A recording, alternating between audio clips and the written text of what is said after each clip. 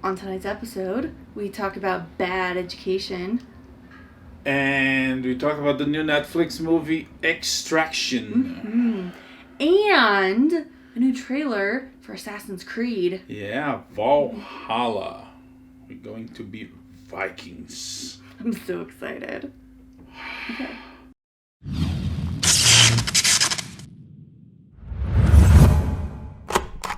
All right. Assassin's Creed. Yes, Yeah. the trailer for the new Assassin's Creed Valhalla was just released, and like historically, Assassin's Creed trailers are really well done. They're really exciting, and this one is no different. We follow Vikings being attacked by British King England, Alfred. Yeah. England troops. English troops. By King Alfred, and it's like ha, it's not gonna be that easy, and yeah, they give a good fight. Yeah, I'm pretty excited to watch him play this game.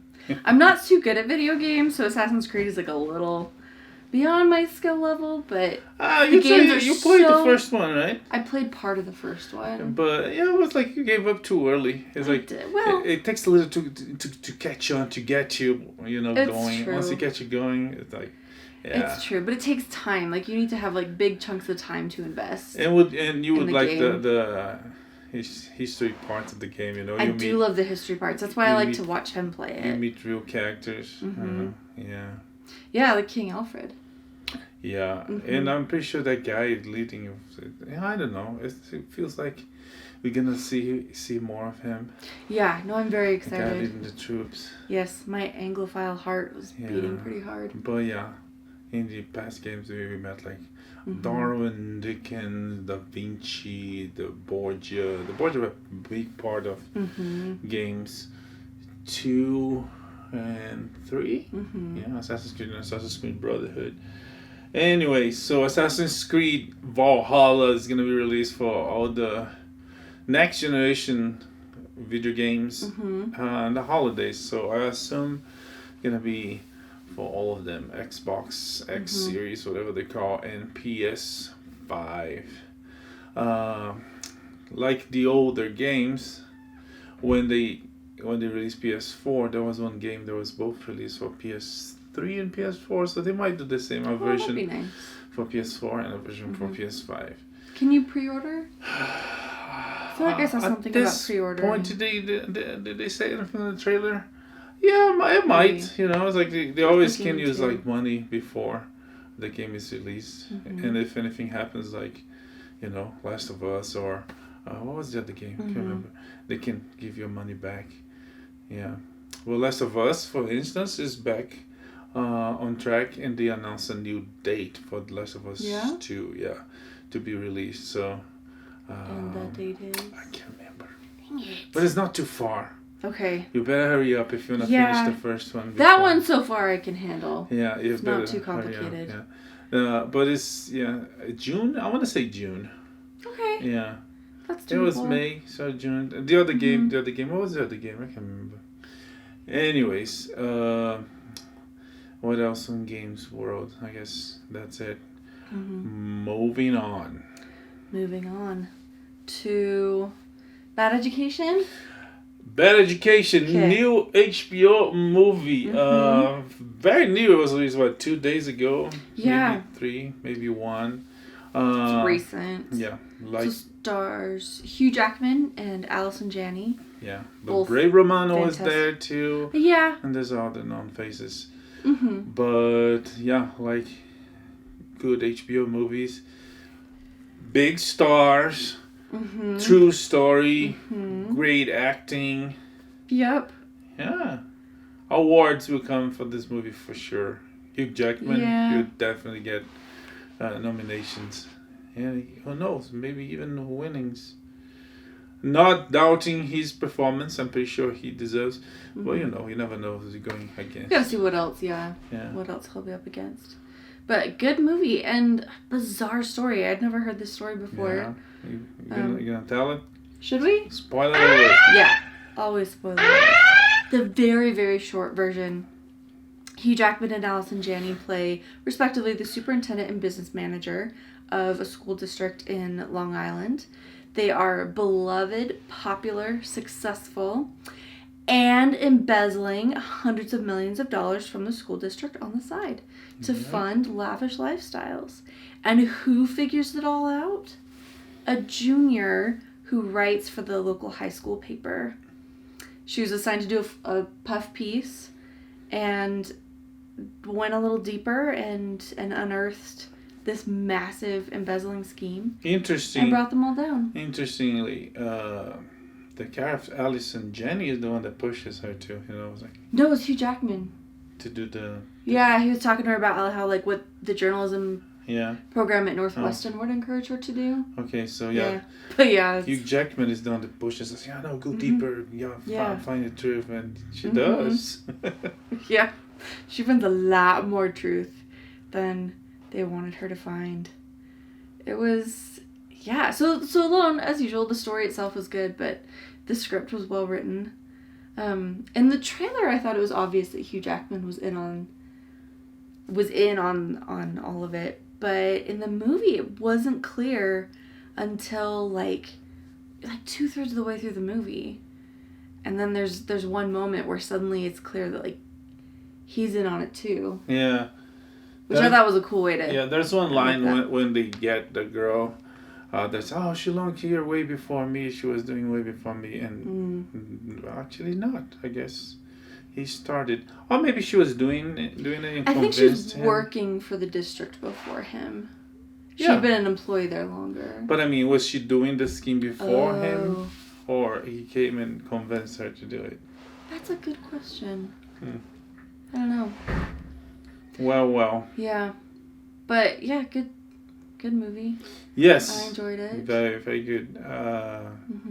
Again, Hugh Jackman is excellent on it. And very different role for him. Yeah. He's not any kind of heroic character at all. He's kind of a scummy plastic surgery. He is. I mean, you might think he is. He's like the great superintendent, the man that but then you're gonna learn. You start to learning more about him, and you see aspects of his life, not only the personal life where he was married to a woman and then to a man, and then the whole scheme of stealing from the school, and he ends up in jail and prison, hallucinating about how he self-grandized him. Yes. Wanted to be number one. And based on a true story, the character was really arrested. Everybody involved was really arrested, and because there's messes in life, the people that were arrested still receiving money from the state. Oh, I know, huge pensions, like 6-figure pensions. Yeah. Which, to be clear, most teachers who are like actually doing the work and not stealing from the children are earning under $50,000. Oh, way less than they deserve. Yeah. And so. Yes. So this is also a good movie to make you angry about things like white collar crime and overinflated administration salaries and other things. Makes you think, and makes you maybe even might make you think of ways of trying to change this and act. Who knows? But that's it. Bad Education. The writer, just one more thing, the writer actually went to the school where these things happened. He was that's right. He was in middle school, right? He was a little boy. But he was there, so he know that intimately. Yeah. Good movie, though. Okay. What else? Speaking of good movies and good segues. Yes. Extraction. Yeah, with Thor himself. The Australian Viking god. Chris Hemsworth. Chris Hemsworth. Who actually got to keep his own accent in this movie. Yeah. Yeah, he's playing an Australian. And his shirt. I don't know. I did he take his shirt out any time?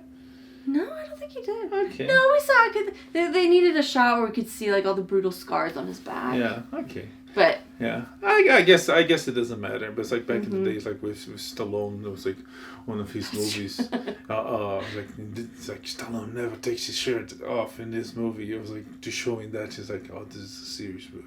Right. Anyways, Extraction, based adapted of a comic book written by the Russo brothers. Yeah. Yes, that you know from Arrested Development. And Also from a small movie named Avengers Infinity War Endgame. Captain America, Winter Soldiers, Civil War. Anyways, the comic book tells the story of this kid that is the son of a drug lord in Paraguay in the city called Ciudad del Leste, and that's the name of the comic book, Ciudad. And he's kidnapped, and they hire a specialist to rescue him. The movie changed things a little bit. The story went to the Orient. It went to India, Bangladesh, but it works. Yeah, it's not a major. It is a major change. Yeah, but they adapted really well. And I think it's for the better, because the whole, like in terms of films and television, the whole drug lords in South America thing has been kind of done to death for good reason. But yeah. But it's been done a lot, so it's kind of nice to see the story take place somewhere a little different.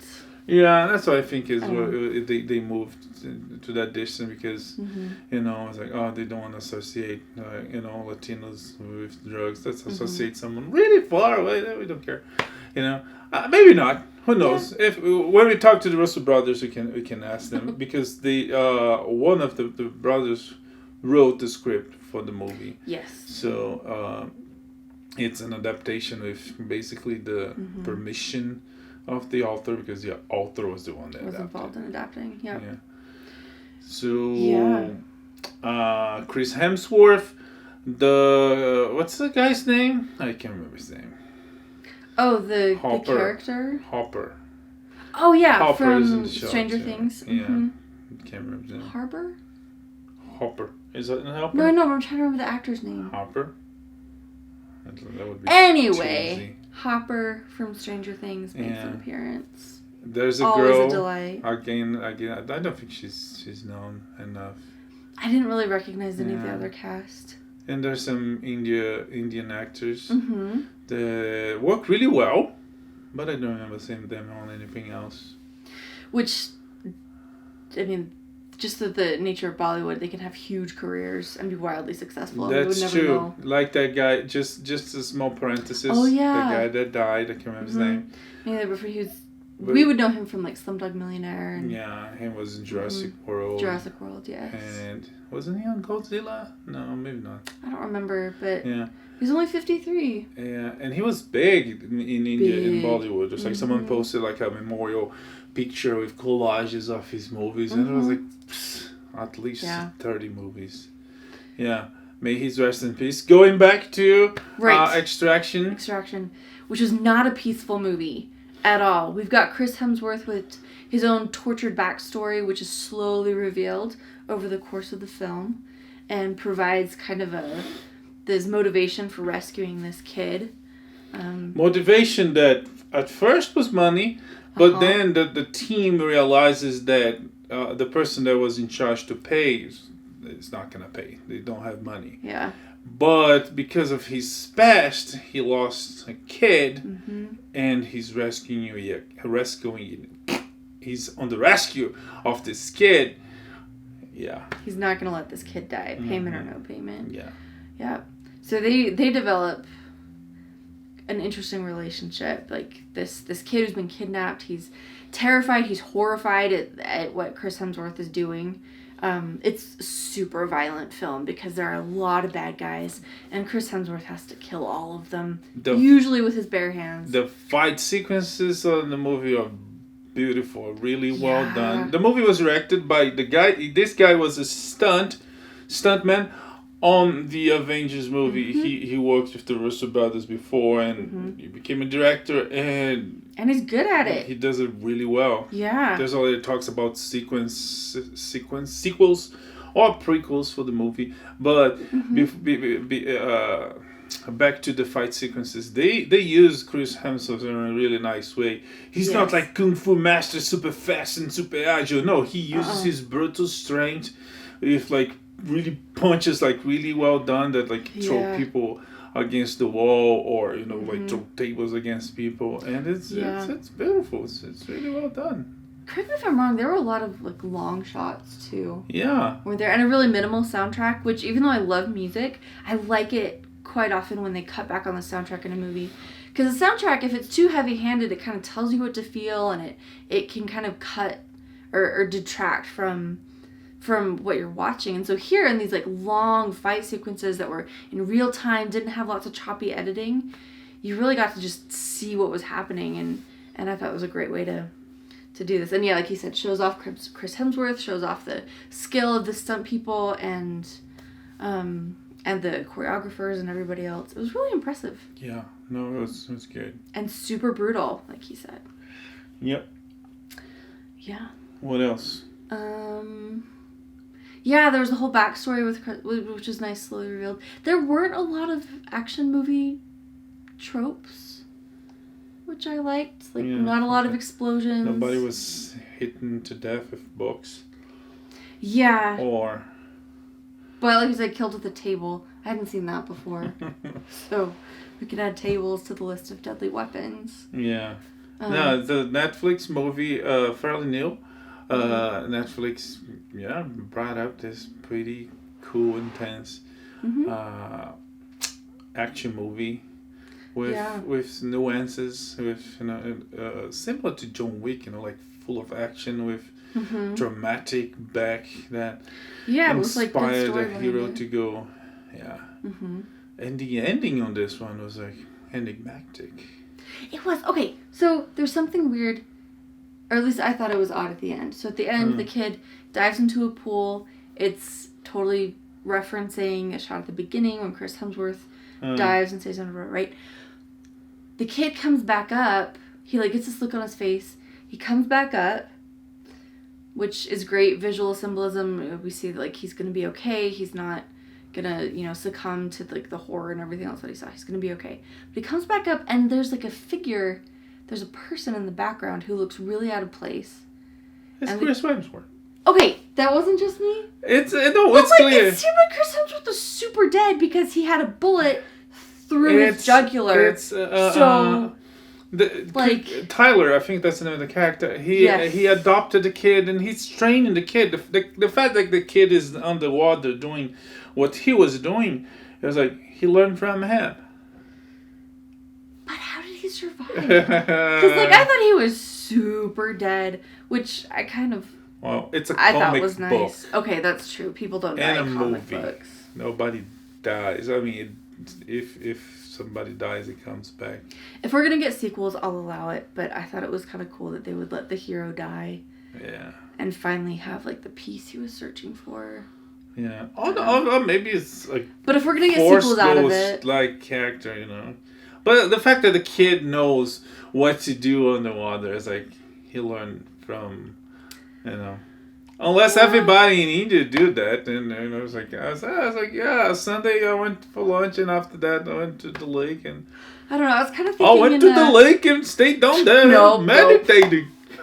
It was actually reminding me of in 3%, 3%, that Brazilian TV show, where everybody when they need to meditate or calm down, they just stick their faces in a sink of water. Yeah.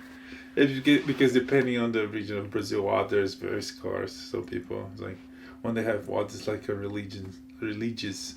No, it's not. Okay, I was that doesn't sound right. Anyway, water's great for meditating. Extraction on Netflix. Go watch it. It's good. Yeah, it's fun. Good. Yeah. What else? Parks and Recreation did a special just a couple minutes ago on coronavirus, And It was fine. I usually don't like episodes like that. Like Family Guy, a Modern Family did one entire episode. There was like between tablets and phones, between texting and video and Skype, and it was so boring, and it was so. Gladly, in 10 years, they only tried it once. They only did it once. It's and yeah. But this one for Parks and Recreation, I guess it was a good moment to do it since everybody is doing it. You know, everybody's doing it, and with the technology we have, it makes sense. So the premise of the episode is that they have this phone tree, and so they call each other every night, or they video call each other. Grizzly call. Right. Yeah. So it was. Yeah, makes sense. It's not a stretch for them to have like a bunch of talking heads strung together into. Again, as I said, if that would work at any moment in time in history, it would be now. Yeah. So, okay, they did that. They brought pretty much everybody. I think so. They didn't bring back some like secondary, super, even tertiary characters like what's the crazy gay guy that runs out in the streets. Oh no. I'm not good at remembering things. I can't remember his name. Eichner? It's the name of the show. He runs the street. Here's $1! Eichner or something? Billy Eichner. Yeah. Yes. So Billy Eichner was in the last few seasons, if not last season. He was working at the Pawnee Parks and Recreation Department. Yeah. He wasn't back. But all the main they had like characters... Dennis Feinstein and... that's right. Even Feinstein. So they did have a few. Like John Ralphio was there. Councilman Jam showed up. Bird. Yep. Perd Hapley. Joe Calamezzo. So they did have a lot of those secondary they did have characters. A lot of secondary characters. Really, that's surprising. And the main characters. All the main characters, yeah. April and Andy. And even one of the Lisa's and Ann's. What's the name of the wife? Tammy. Even one of the Tammys. I mean, the one that's actually married. The one that's actually married to Nick Offerman.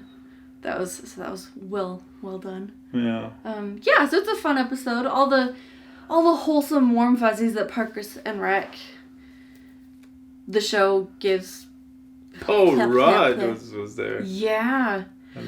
Who has gray in his beard? The ageless man. Huh? You know, like it's like a whole meme how Paul Rudd doesn't age, but he's got gray in his beard. When he was in the show, he had a beard? I can't remember. I don't remember. I don't remember him on the show. I'm just saying that the man who doesn't age has gray hair. Yeah. So.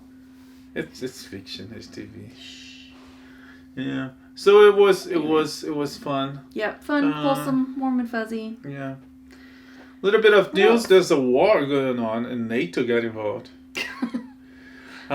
Universal's drama. Universal Studios president said something about how Universal is dealing. They released Trolls, a movie that was scheduled to be released at the movie theaters. They decided to release straight to home video, straight to streaming. And commenting on that, he said that it's like it was a good decision. It was really successful, and we might not need theaters. Something like that. Not exactly like that. And AMC theaters got pissed. It was like, okay, fine. So we're not gonna release any more Universal movies on our theaters. Which doesn't that seem like AMC's kind of shooting themselves in the foot? Yeah, there's some big ones like the Fast and Furious franchise. Because like if what Universal's saying is true, what AMC said is just, I don't know.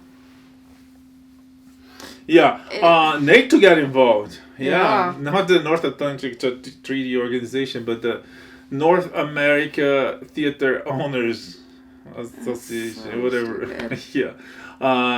So this is going on. So the people are like, it's like, because one thing that NATO and theater owners fear is that if you release a movie, and there was always windows to release a movies on the theater, on cable, on streaming, and on home video, and you finally buy it and to own. Oh, you rent anywhere. I mean, I guess you don't rent anymore, right? No. But you rent online. It's 2020, digitally. babe. No, there's a rental place in Bountiful. Anyways, so there's windows for that. Theater owners associations and theater owners everywhere, they feel that if you break this system, if you break these windows, and you allow studios to release movies on streaming or for buy at the same time they do at the movie theaters, that might hurt the movie theater industry. One recent, not so long ago, Netflix did that with Hidden Tiger, Crashing Dragon, Crashing Tiger. Crouching Tiger, Hidden Dragon. Yes. To the sequel, they released both at the theaters and on streaming. I think with Rome they did similar thing, but it was way smaller. But yeah, the theater owners fear that it's like, if it's raining, if I don't want to shower, or get a babysitter. There are a lot of reasons that people might not go. Yeah. So yeah, this has been going on, and with Corona, there's so much going on that this is not the worst thing going, but yeah, it's true. But I guess just another hint at kind of the lasting changes. Like even after everything goes back to normal, some things aren't going to go back to normal. Yeah, but this is one thing that I'm not sure it's for sure. It's like just people speaking, and I don't know. Well, we'll see. But it does. I mean, movie theaters might have to step up and show that they can provide something that's different and worth going out. They've been through that before with the 3D, It's like, oh, you can come here because here you can watch real 3D. It's like the thing's gonna jump right there. 3D died, it didn't work. Yeah, but yeah. For a while, it was like, 3D is the new thing. It wasn't. There's like waves of that, and then we're going back to movies at the theater, IMAX is probably the thing that is most different, but at the end of the day, the luxury seats, the sound quality. At the end of the day, it's only bigger than a regular 35 millimeters. Yeah, the seats are nice. Some places serve like food and drinks and stuff like that. Yeah. I don't know. Either way, they're gonna have to fight to survive and find ways to bring people back, because even when the economy reopens in some places already doing that, people might choose not to go because Yeah, no, exactly. The habit was broken, so. Yep. Yeah.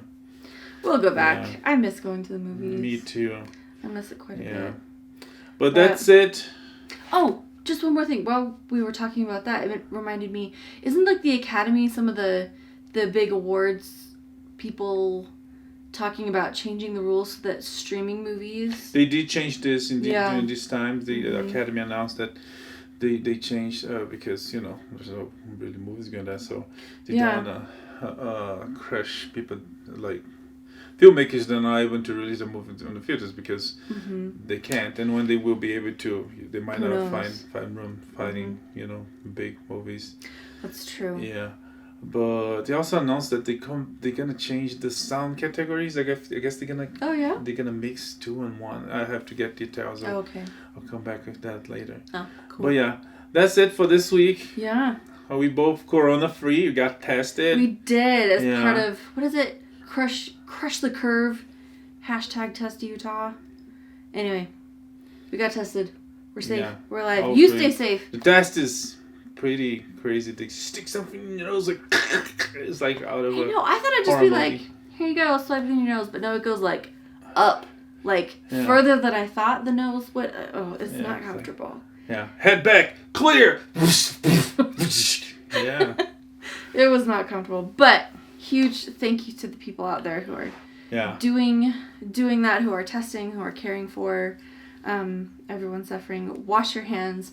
Wear masks when you go out, and just stay safe. That's it for this week, and may the force be with you. Live long and prosper. Bye. Bye.